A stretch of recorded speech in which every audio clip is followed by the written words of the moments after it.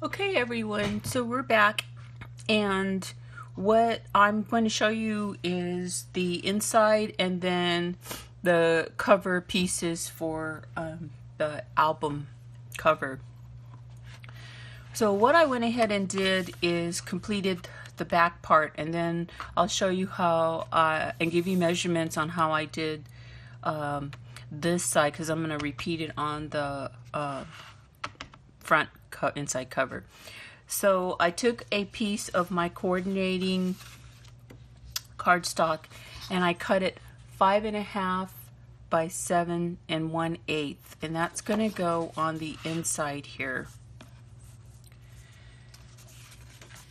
Then I wanted a pocket, so I cut a piece of cardstock that is 4 1/4 by 4 3/4. So 4 1/4 by 4 3/4, and I scored it a quarter on two sides.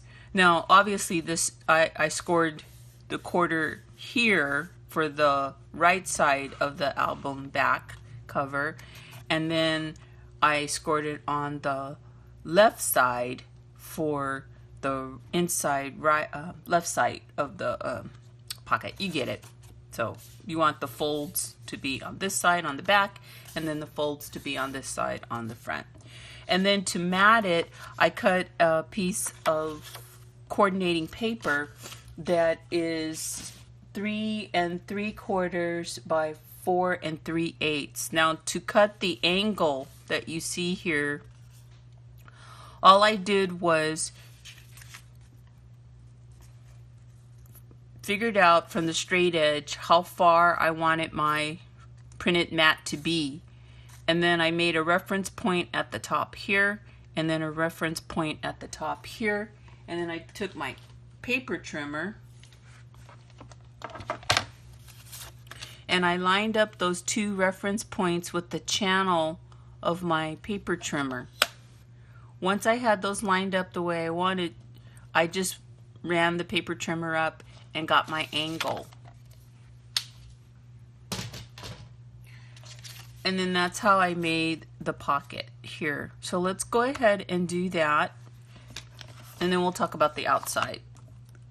So for this step, I did use score tape because I really want, just like the front cover of the album, I really want to adhere make sure nothing lifts up on that inside. So I'm going to put some score tape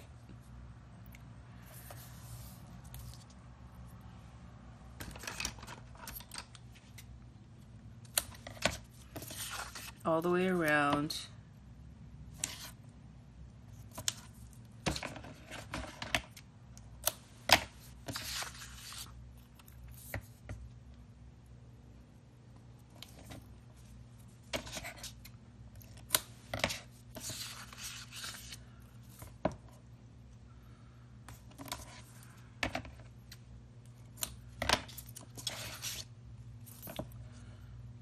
Just to make sure that that cover lining really does not lift up.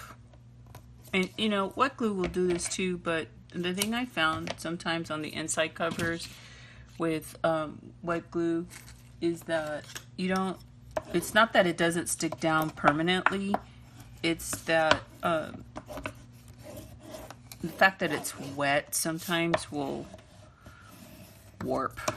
We don't want that to happen. So all I'm doing here is just making sure that sticks down. I'm going to take the paper off, paper backing off. And at this point, before you put your cover down, if you're going to change up this design, like put brads or something, you want to do it before you put your lining paper down, because obviously you don't want holes in your lining paper.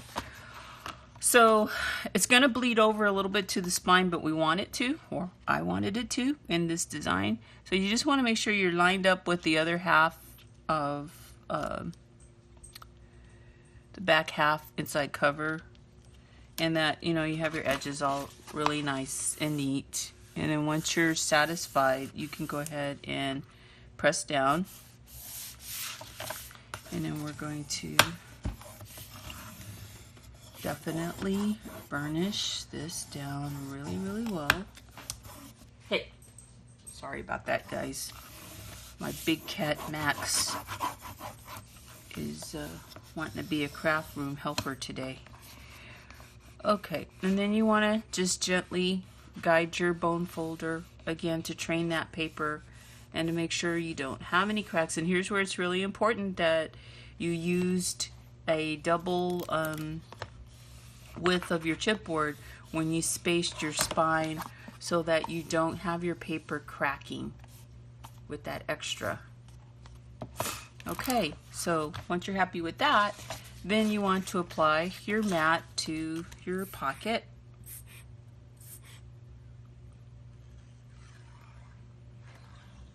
Just don't need a lot of glue. And then you want to lay it down, making sure you have the appropriate distance all the way around to your liking.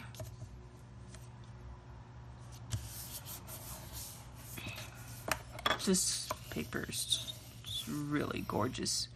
Love the bright colors in it. Clean up any adhesive. Okay, then I just trimmed straight across here. And you can actually fold this under the mat part, the piece we just laid down, if you wanted to. There's a couple ways you can do this, but I'm doing it this way. And let me trim up that piece. Get that piece off of there. And then you want to make sure you're lined up, not going over the edges of your album cover. Hold that down, and then you want to just really make sure that those edges are stuck down there really, really well.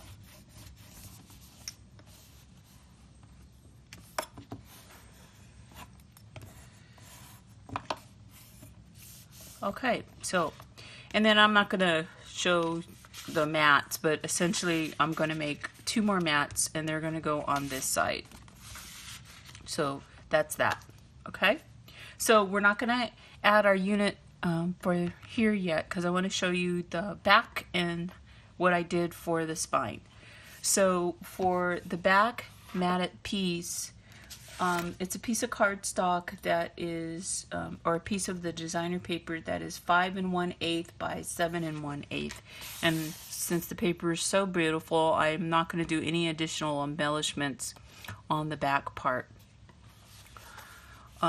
This is the front, and I'm not going to do any additional embellishments on this because, wow, it's stunning.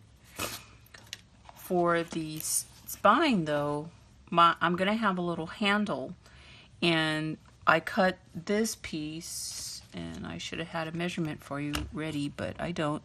I cut this piece 7 1/8 by 1 7/8 because the spine is 2 inches. What I did was took a piece of ribbon here, and this is going to be the handle, and some of my larger brads, I made sure that my ends are won't fray, so I just took a little match and burnt the ends, but you can use fray check or you can use glue and let it dry. And then I folded that over. I used my little punch here and I measured 1 inch from the top, 1 inch from the bottom, 1 inch from the side. Halfway mark is where I wanted it. And then I'm just going to fold over the edge, and I wanted a little bit of a, a little bit of a kind of loop. I didn't want it like totally flat, against the spine, and then I'm going to poke a hole, hoping not to poke my finger. I'm going to poke a hole in here so that my brad can go through. And I use a pretty big brad. You want your brad to have a long legs. Let me just say long legs, because it's got to go through the chipboard too. So I'm going to feed that through. Just be patient, it'll go through. And then I'm going to feed that through the hole. And you can straighten it out if you want. Make sure. So that's how that handle is going to go here. And then on the inside, I'm going to make sure that brad is pushed through really well.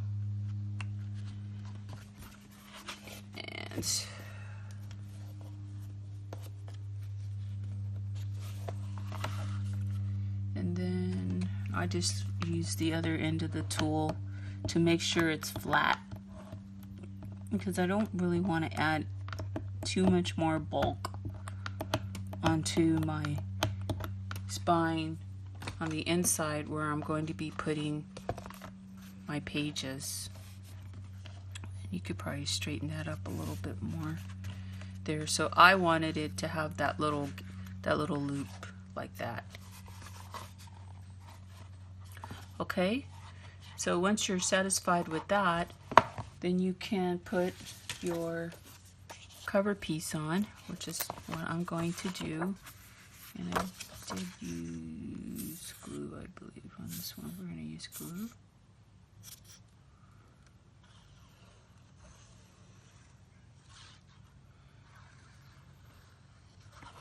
And I'm just making sure, the most important thing is to make sure you have enough, but not too much, so that it's going to adhere. So then you want to line it up. And what I'm mainly lining up is with the spine mat and top and bottom, so that it's even. Once you're satisfied with that, you can lay it down, move it over if you're using wet glue, which I love, especially for the covers, because I'm not always on point here. I'm just really making sure those edges are nice and adhesive. I know sometimes you can push that glue a little more. Right, did I say this paper is gorgeous? Because if I didn't, it really is. So that's our album outside.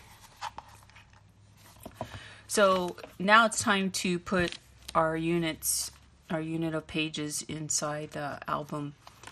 I did want to finish off the inside of the channels here a little bit. I wanted to dress them up, so I took a 1/8 of an inch of strip of cardstock in the black, and I just thought it dressed it up a little bit, so I did put it on there. But what we want to do is cover, now you could either cover the back of your, however your hinge is, or you can cover the back of this. I'm going to go ahead and cover the back of this, and then we're just going to lay it down, lining it up nicely with the top part of our lining of our inside mat. So I'm going to go ahead and speed up the filming, and I'm going to do that.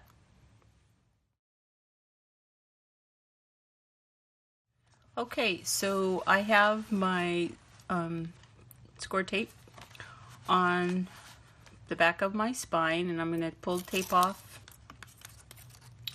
I always say this is the moment of truth in an album for me, to make sure that that spine is going to lay where I think I want it to lay. It should lay. So pull that tape off. And I do recommend that you use a really strong adhesive or score tape or something like that, because you don't want this, definitely, because it has so much more weight. So what I'm going to do is I'm going to line it up with this edge here, and I'm going to try to center it. And sometimes if you're not sure you're going to be straight, if you leave one end up and then lay down, you're not tearing up the whole thing if you're off, right? So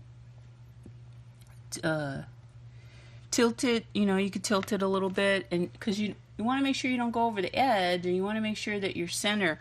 So it's better to be careful and accurate than to have to rip this whole thing up, and all of your hard work is like God. So you kind of want it to be centered, and you don't want to go over the edge. So once you are satisfied, what you could do is just like fold it up and just make sure, okay, so I'm good. And then you want to burnish that tape down as really well. So apply a little pressure, but not too much as to destroy your work of art here. And you can go in the channels and really get it stuck on there.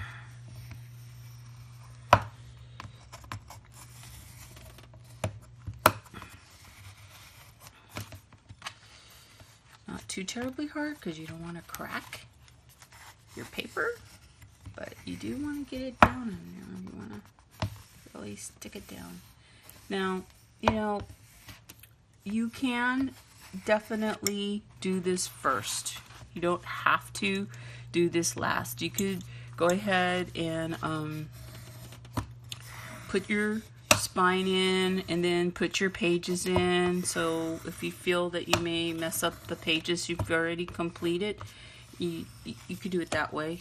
I do it different ways all the time. So this is just the way I did it for this album, and there you have it, the album for the Flower Pot Graphic 45 Flutter.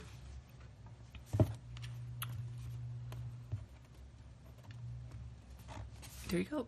All right. Okay, so I may have said that I wasn't going to add any more embellishment to the beautiful cover here, but I did, and because I had a few pieces left over, so I wanted just to go ahead and review that with you.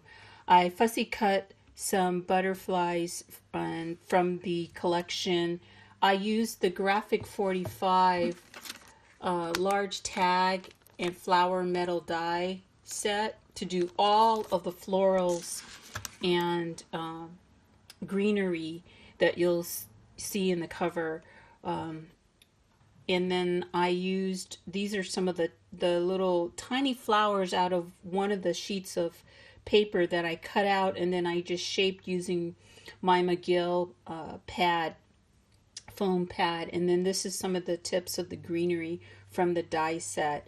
I took a sticker element, I popped the top part with some foam squares, and then I double matted the outside. This is a 2-piece sticker in the collection. So that's about all of the additional embellishments that I did do on the cover. I just had that extra, and I felt it just set the whole tone of the paper. Let me go ahead and just review the complete album with you, and then I'm going to show you the carrier.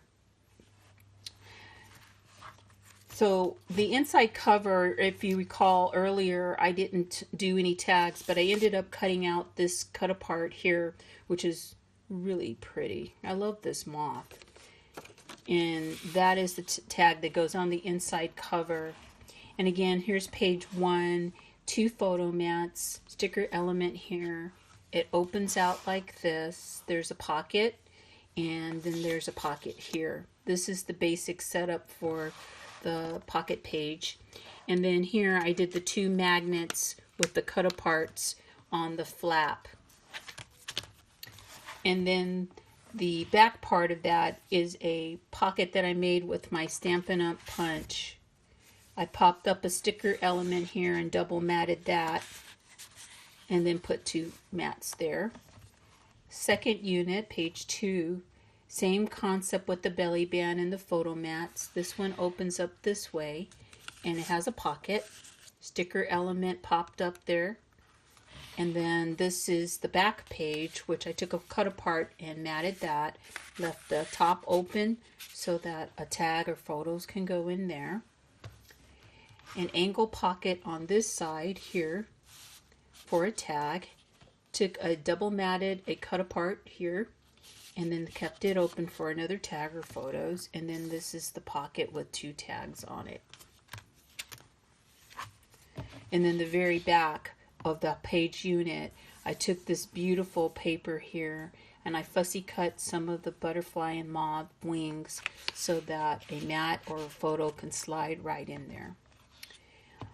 The last page, same motif with the punched belly band, sticker element on a foam square and matted.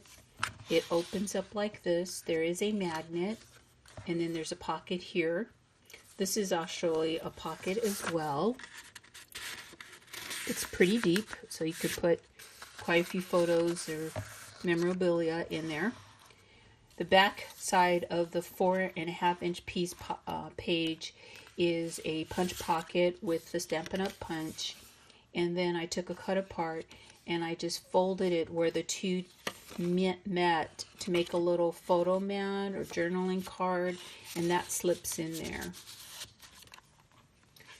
And then you have the standard pocket here, and then I repeated the cut apart that's matted with the open end up at the top for 2 tags or more, and then that folds down. And then the very back piece is again the punch pocket. I took a sticker element and matted it, left it open so that a tag or more photos can go in there. And then the very back, it's a duplication of the ankle pocket and then 2 photo mats with the sticker elements for the little pulls here. And then this is the back. And once again, this is the handle for the I just wanted a simple blue ribbon. I love the blue and the butterfly or moth here, and so I just highlighted that blue on the side of the spine of the album. So that is the album. The next thing I'm going to do is show you the box that I did, and if you recall, I used a Graphic 45 large Matchbook box, and I'm going to show you the top view so you can get a better picture of what the album looks like in the Matchbox. So the album slides in here. It's a 3-inch, I believe, deep box, so there's plenty enough room for you to add more photos or memorabilia. Fill that album up. You got plenty of room, and then it just slides in like that. This is the top view so that you can get a really good picture of what overall it looks like. I also have some photos that will show even more detail. So I'm going to go ahead and stop the camera, and I'm going to show you a different angle of this project. Here is another angle showing you more of the detail of the Matchbook box as it's decorated completely. The majority of flowers that you see here are all created with that large tag and flower die set from Graphic 45. I actually used a few other floral elements from 49th and Market, and just because the colors and then the variety of flower lent to the overall decorations of the box. But every little tiny flower that you see, I fussy cut out of the designer paper, or I use the die from the set, the tag set. So I'm going to rotate it around. I did quite a bit of fussy cutting. The paper is Flutter and Bloom, thus the Flutter, all the little moths and butterflies, and the blooms, the beautiful flowers. If you don't have this tag and die set from Graphic 45, you definitely need to get it because it's just absolutely beautiful. So I used a variety of different little bling embellishments, pearl embellishments for the center of the flowers. All of the greenery, for the most part, is part of the tag and die set. Also the large tag and die set. I took and made this little charming butterfly float in the arch there. And there are beetles in this paper. And as much as they kind of freaked me out because I'm not a bug person, I did stick this little guy or big guy right down here. And I'll get a little closer for you in a different angle so you can see all of it. For the branch, I had a long stem silk flower and I didn't need the stem, so I saved it because I liked the way it looked. But what I did was I used a variety of Prima products to kind of give it a patina and a weathered, change the look, because it just looked like a plastic stem on a flower. But I wanted to give it a little bit more realistic look to it, so I used a lot of distressing gesso, some fiber medium to give it a little bit more texture and a different color effect. The same thing with the Matchbox as well. I use layers of gesso, layers of fiber, paste, and then I used a variety of patina paste and colors from Prima Marketing and Finnabair to give that blue texture. I really like the blue in the paper. Blue actually is one of my favorite colors. So I wanted to bring that blue out into the box. The feet, once again, if I didn't mention it before, the feet of the box are made with these wood bases from Art Minds. And again, I also, make sure my head doesn't get in this, I also patinaed or painted or distressed the feet of the box as well. So that is what it looks like. It's just a stunning, stunning, stunning collection made by Graphic 45. I also wanted to mention I used the 2-part Flutter sticker that comes with the paper set, and I double matted the outer part of it, and then I popped the center part up with foam squares, and then I added some of the beautiful embellishments that you see here that I used the die set for. This is the fussy cut little flower, and again I'm going to give you close-ups of all of this so that you can see it. So let me go ahead and change the camera angle and give you some close-ups. I'd like to bring you a little closer into seeing some of the detail elements because there's a lot going on in the project. So I'm going to try to do a little zooming in on some of the elements so you can see what they look like, because it's quite a large project. So bear with me as I move the camera down. Here, this is one of the little, let me see if I get this one right here. These are little flowers that are on one of the sheets of paper in the collection, and I fussy cut those, and then I use my paper shaper to shape them to give them a little bit of dimension. You can see some of the beautiful layers in the die set for the flowers. That's a little mauve. This is one of my favorite mauves here. And I just really enjoyed putting all of these beautiful flowers together with the die set. Now these two are 49 and Market flowers that I really love. The blue, picks up the blue in the paper collection, and then I love this little accent on this flower that matches that little moth really, really well. You can see some of the beautiful greenery that comes in the die set. I did use a little technique to make the wings of the moths and butterflies a little, give them a little movement. This knob here is from Tim Holtz. It's one of his knobs, but I took and didn't use the little circle motif that he gives you in the collection. I cut out one of the elements, a circle from one of the papers there, and I used that.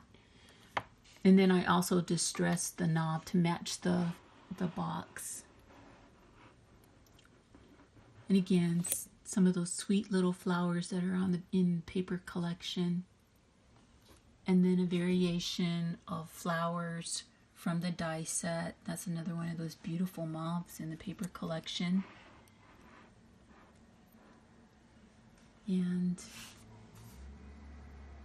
that is the stem that I altered with the Prima pastes and paints there. And then this beautiful moth tops it all off there. And gorgeous little ladybug, so sweet. And then the back of the match box is the Flutter. With it there again, I used some of the little tiny dies and a little cutout, fussy cut from the paper, and one of the butterfly moths. I call them butterfly moths because they're so beautiful. I don't remember seeing a moth so beautiful. And then there's my little hanging, floating butterfly moth there. So I hope this gives you a better look at the detail in this project. I fell in love with this paper when I got my hands on it, and I just knew I had to do something grand for the Flutter paper from Graphic 45. I enjoyed putting this project together. I am so super thrilled to enter it as a possible Graphic 45 Ambassador winner. So I hope you enjoyed the video. I hope you enjoyed the album tutorial. And if you like what you see here and you want to see more, don't forget my YouTube channel is Design Wishes, and my blog is Design Wishes by Pamela. And I'll put a link to the description or to the website and the blog below in the description box. I want to thank Graphic 45 for giving all of us designers, artists, crafters the opportunity to submit for the 2019 Graphic 45 Ambassador Group. Thank you so much for watching.